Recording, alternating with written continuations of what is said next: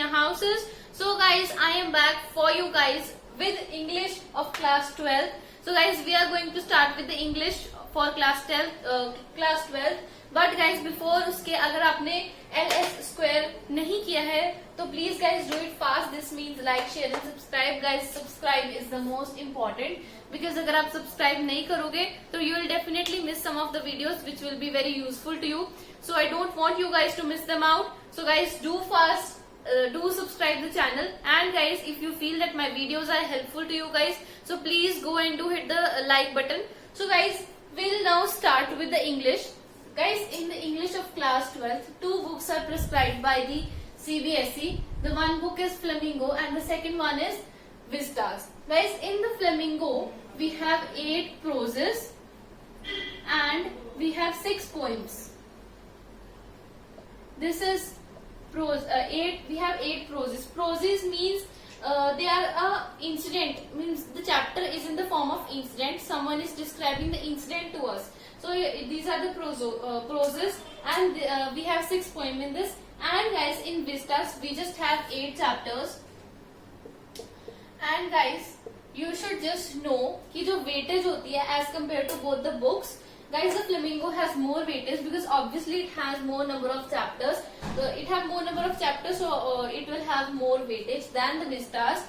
And guys, लेकिन जो Vistas के जो chapters हैं, these are the chapters which are asked in the more weighted questions. Means जो long questions होते हैं, उनमें ये questions ज्यादातर पूछे जाते हैं. And इनमें equal weightage होती है long और short की, but इसकी long में ज्यादा weightage होती है. So guys, we'll start with the first chapter of our Flamingo book, that's the last lesson. Guys, you can see the irony that the first chapter of our syllabus of class 12th English is the last lesson. So this is not related to your syllabus, I'm just making you observe the thing. So guys, we'll start with the last lesson now. I'm not discussing the syllabus here because guys, English का जो syllabus है, वैसे तो आपके book आपके syllabus में दोनों ही books के पूरे chapters हैं. So I'll discuss the whole chapters. अगर कुछ cut short हुआ तो I'll let you know after that. But अभी तक आपके दोनों books के पूरे chapters हैं, तो there's no need to let you know the syllabus because you have the books. I think you have it. अगर आपके पास नहीं भी है तो you can go and download the books online. It's Flamingo and Vistas for class 12. अगर आप नहीं भी करते हो download, that fine. I explain the chapters to you very briefly. So guys, now will start with the last lesson. So guys, let's just start with the chapter the last lesson. The name of the chapter is the last lesson and it was written by Alphonse Daudet. The writer was Alphonse Daudet. Guys, Alphonse Daudet was a French novelist. He wrote French novels and he was a short story writer. He used to write short stories. So guys, here is a story described by the Alphonse Daudet. In this story, the main characters are Franz. Franz is a little school-going boy. M. Hamel is a French teacher. He is a French teacher.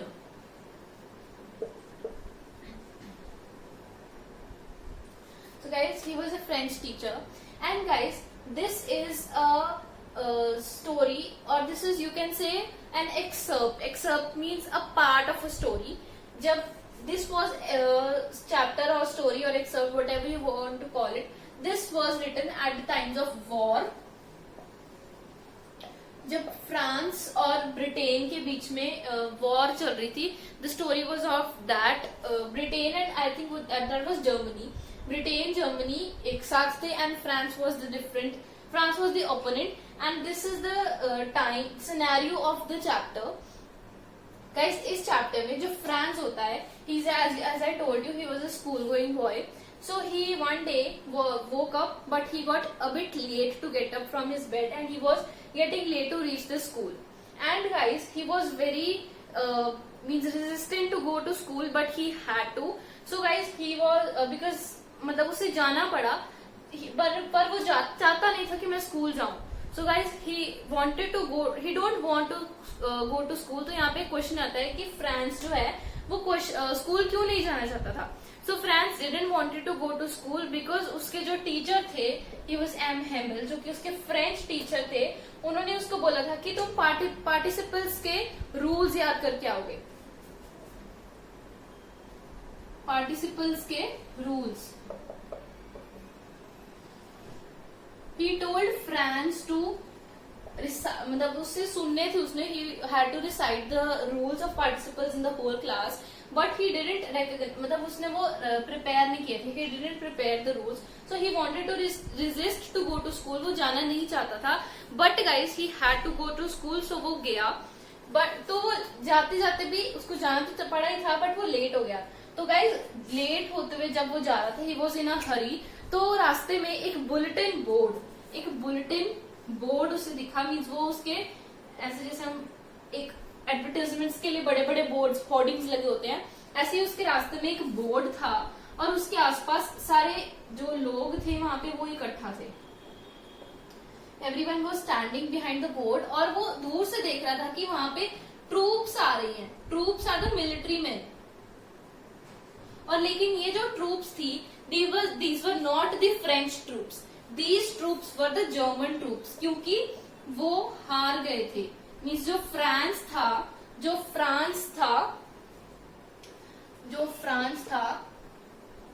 That war, तो उसकी वजह से ये जो जहां पे ये scenario था वहां पे जो जर्मन्स थे, जो ब्रिटेन मतलब जो जर्मन्स थे उनका राज आ गया था, they used to rule there. So guys अभी the rules had to change according to the German kingdom, क्योंकि जो जर्मन्स थे उन्होंने अपने रूल्स और अमेंडमेंट्स चेंज किए थे after the war. So guys ये जो बुलेटिन बोर्ड था, यहाँ पे France was going school and drawing it, क्योंकि आप ड्रॉइंग मतलब this was not a appropriate drawing, but I am just letting you know, ताकि आपको थोड़ा क्लियर हो सके और आप रिमेम्बर रख सको, क्योंकि हम चीज देखते हैं वो हम ज्यादा अच्छे से रिमेम्बर कर पाते हैं as compare to the thing that we just listen और वी रीड। सो गाइज यहाँ पे ये सपोज दिस इज फ्रांस, ये स्कूल जा रहा था, तो यहाँ पे ये ऐसे आप कह सकते हो एक लिटिल बॉय है, is a black Smith watcher, और ये अपने अप्रेंटिस के साथ है। अप्रेंटिस मतलब समवन हु यू नो और someone who is in friendship with you, not a very good friendship, बस अब जान पहचान का कोई है, तो वो यहाँ पे उसके साथ खड़ा था। He was reading this bulletin board, और वो फ्रांस को आवाज मारता है और वो उसे बोलता है कि फ्रांस डोंट बी इन अ हरी, क्योंकि आज तुम्हारा कोई इतना खास सेशन नहीं होगा, यू जस्ट स्टे रिलैक्स। तो वो कहता है कि how can I relax, I am getting late and what is he saying. तो वो इग्नोर करता है और वो देखता है कि बुलेटिन बोर्ड के पास कितने सारे लोग खड़े हैं, लेकिन बुलेटिन बोर्ड वो पढ़ना चाहता है क्या, लेकिन वो पढ़ता नहीं क्योंकि वो लेट हो रहा होता है। बट गाइस ये भी वो कहता है कि हमने ऑब्जर्व किया है पिछले 2-3 महीनों से, जब से ये वॉर चल रहा है, जो बुलेटिन बोर्ड है उस पर सारी बैड न्यूज़ ही आती हैं, तो शायद इस बार भी कोई बैड न्यूज ही आई होगी यहाँ पे। तो it's none of the use to study to read the bulletin board. तो वो चल जाता है। जब वो स्कूल के पास पहुंचता है, अभी आप यहाँ पे फॉर एग्जाम्पल ये उसका स्कूल की बिल्डिंग है, एंड यहाँ पे उसके बाहर उसके जो टीचर है एम हेमल, उसका गार्डन होता है। तो वो जैसे कैसे थकता वगैरह वो स्कूल के गार्डन में पहुंच जाता है। जो एम हेमल है ये इसका गार्डन होता है। ही was a plant lover, he was nature lover, तो गार्डन को बहुत प्यार से रखता था, मीन्स उसको अपना गार्डन बहुत सुंदर चाहिए होता था। सो गाइज वो जब पहुंचता तो देखता है कि यार स्कूल लगा भी है आज की नहीं, क्योंकि बहुत ज्यादा शांति होती है वहां पे, सब एकदम जैसे स्ट्रेंजनेस सी कोई की क्वाइटनेस होती है वहां पे, स्ट्रेंज क्वाइटनेस होती है, क्योंकि जब स्कूल डेज में होता है वहां पे बहुत ज्यादा नॉइज होती है, जैसे कि कोई मतलब कोई फंक्शन चल रहा हो ऐसे वहां पे रश की नॉइज होती है। लेकिन आज बिल्कुल भी कोई नॉइज नहीं थी, तो वो बहुत मतलब अजीब सा फील करता है कि ऐसा क्या है, आज कोई नॉइज ही नहीं आ रही, आज तो बिल्कुल ही मतलब सब कुछ स्ट्रेट तरह है। पहले बुलेटिन बोर्ड के आगे इतने सारे लोग खड़े हैं, फिर यहाँ पे ट्रूप्स आ रही हैं, फिर मुझे वॉचर ने बोला, ही was a black Smith watcher, तो उसने मुझे बोला कि आज तुम्हें ज्यादा जल्दी जाने की जरूरत नहीं है। उसके बाद जब वो स्कूल पहुंचा तो उसको बहुत ही शांति सी लगी। तो गाइस जब वो एंटर करता है तो वो देखता है कि क्लास तो शुरू हो चुकी है, बट गाइस सारे इतने क्वाइटली बैठे होते हैं, तो वो कोशिश करता है कि मैं आराम से डोर खोलूं और मैं अंदर चल जाऊं अपने बेंच तक, तो किसी को पता भी न चले। लेकिन गाइस वो जब अपना डोर खोलता है क्लास का, जब अंदर जाने लगता है, तो जो एम हेमल होते हैं वो उसे देख लेते हैं, तो वो उसे कहते हैं welcome little France, we were just about to start the lesson. मतलब वो कहता है कि मैं जल्दी आओ, वेलकम, बट तुम अगर अभी थोड़ी देर और नहीं आते तो I was going to start the lesson. तो वो देखता है कि आज तो मुझे उसने स्कोल्ड भी नहीं किया, मतलब आज उसने मुझे कुछ कहा भी नहीं, और वो आराम से जाके अपने बेंच पे बैठ जाता है। लेकिन गाइज वो एक चीज ऑब्जर्व करता है कि जो एम हेमल होता है वो एक अपना green formal suit green colour का पहन के आता है विद फ्रिल्ड शर्ट, और उसकी एक सिल्क हैट होती है। Green formal suit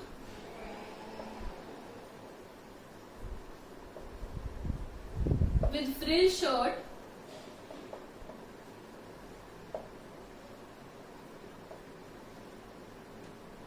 and silk hat. So guys, this was the dressing of M. Hamel, but this was a quite strange thing to Franz because he knew क्योंकि M. Hamel कभी भी ये formal suit वैसे नहीं पहनते, वो ज्यादातर ये तभी पहनते थे जब कोई इंस्पेक्शन होती थी या कोई रिजल्ट डिक्लेरेशन का डे या फिर किसी को अवार्ड जैसे हम मतलब किसी को फैसिलिटेट करते थे तभी ये पहनते थे। Otherwise he wasn't used to wear this formal suit and this suit was fully embroidered। तो वो कहता है कि आज कुछ अलग है क्या। एंड वो एक और चीज नोटिस करता है कि जो क्लास के लास्ट बेंचेस होते थे वो हमेशा खाली पड़े रहते थे क्योंकि इतने बच्चे नहीं थे। तो गाइस वो उस दिन नोटिस करता है कि उस दिन सब कुछ इतना स्ट्रेंज हो रहा था, और उस दिन एक होल्ड हॉजर, फॉर्मर मेयर और जो पोस्ट मास्टर होते हैं जो लास्ट बेंचेस थे, ये लोग उन लास्ट बेंचेस पे बैठे होते हैं। तो वो बड़ा स्ट्रेंजली बिहेव करता है कि ये उनकी जो सिटी होती है उसके लोग होते हैं, उसके जो बूढ़े लोग होते हैं वो होते हैं old Hauser, former mayor and the post master. तो ये वहां पे बैठे होते हैं। तो वो कुछ और ही नोटिस करता है कि आज ये क्यों बैठे हैं यहाँ पे, पर उसको अभी भी कुछ समझ में नहीं आ रहा होता। तो जो लेसन स्टार्ट होता है फिर उसको पता लगता है जब एम हेमल बताता है कि this is the last lesson of French, because क्योंकि मैंने आपको जैसे बताया कि जो जर्मन हैं वो वॉर जीत चुके हैं, तो उन्होंने अभी जर्मन्स ने अभी सारे लॉज चेंज कर दिया और उन्होंने ये अनाउंस किया है, उन्होंने ये लॉ में चेंज किया है कि जो लॉरेंस और एस्लेस ये दोनों सिटीज हैं गाइस, ये दोनों सिटीज ये या you can say states of France हैं, जहाँ पे जो जर्मन्स हैं उन्होंने यहाँ पे जो फ्रेंच लैंग्वेज है वो प्रोहिबिट कर दी है।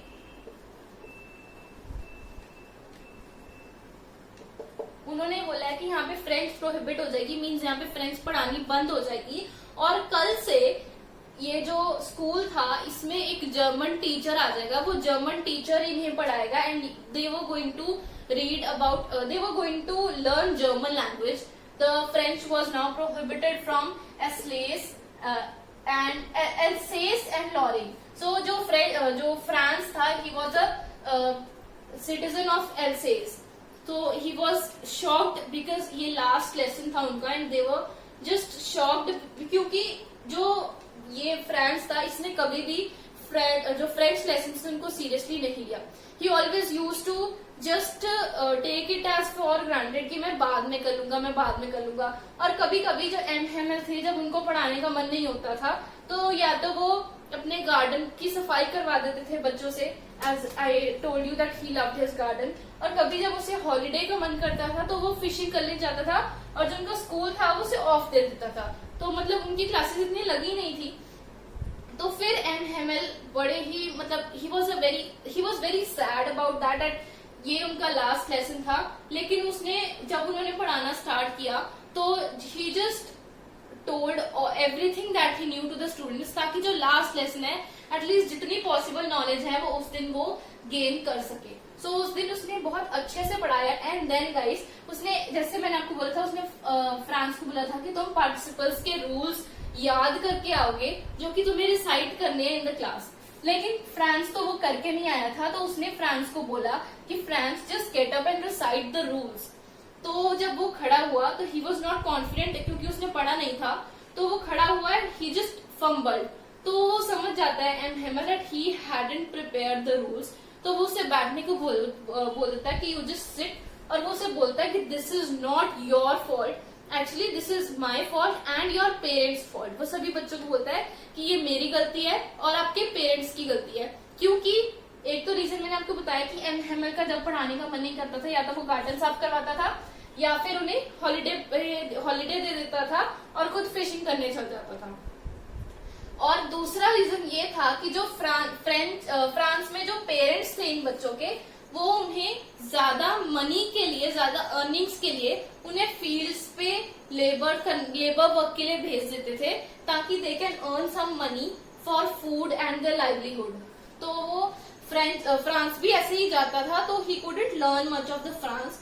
सो गाइज वो जो एम हेमल है वो अभी उनको बोलता है कि this is not your fault only, ये हमारा भी फॉल्ट है। एंड गाइज अब आप मतलब वो अभी एम हेमल अभी जो जितने भी बच्चे हैं including friends and all the students in the class, तो वो उनको बोलता है कि आज के बाद अभी आपने ये जो टाइम था आपके पास फ्रेंड सीखने का, ये आपने गवा दिया। और अभी आप अगर किसी को बोलोगे कि आप एक फ्रेंच हो, आप एक फ्रेंच पर्सन हो, आप फ्रांस के सिटीजन हो, तो वो कहेंगे कि आपको अपनी मदर टंग भी नहीं आती, तो they will laugh on you कि आप फ्रेंच पीपल हो और आपको फ्रेंच ही नहीं आती। तो they will just laugh on you and they will say what kind of French people you are। तो वो बहुत ही मतलब उनको गिल्ट फील हो रहा था कि हमने ये जो चांस है ये लूज कर दिया। उसके बाद जो फ्रांस है और जो बाकी स्टूडेंट्स थे वो पढ़ने लग जाते हैं। M Hamel did a very good class with them, he took a very good class. So उसके बाद जो फ्रांस है वो सोचता है कि आज तक मैं इनसे हमेशा डरता रहा हूँ कि मुझे नहीं आता तो ये मुझे स्कोल्ड करेंगे या मुझे पनिशमेंट मिलेगी, बट मैंने कभी भी कुछ सीखने की कोशिश नहीं की और अब मैं गिल्टी फील कर रहा हूँ, अब मैं वो चांस खो चुका हूँ। तो गाइस वो सोचता है कि तब उसको पिजन्स की आवाज आती है, इतनी साइलेंस होती है कि सिर्फ क्लास में पेन चलने की आवाज आती है पेजेस पे, और उसको पिजन्स की आवाज आती है। और सडनली उसके माइंड में एक थॉट आता है कि क्या जो जर्मन्स हैं वो पिजन्स को भी बोलेंगे कि don't sing in French, just sing in German.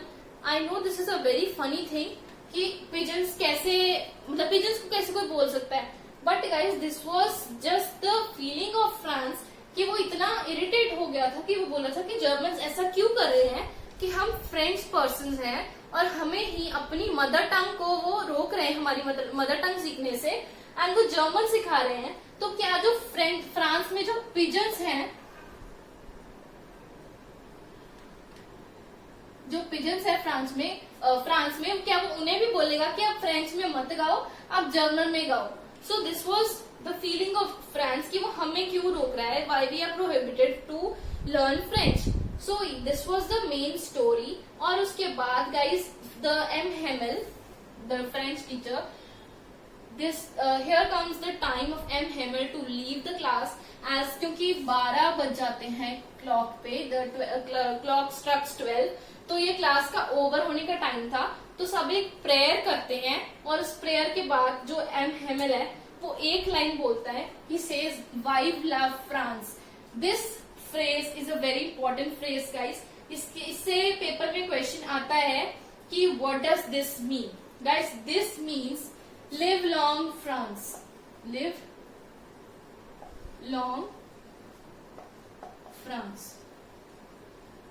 this was a thing that they wanted, that he wanted to say, and he said vive la France। this was in the French language and its English meaning is live long France, that he wants his France means he wants the country where he belonged to, he belonged to France, so he wanted his country to live long।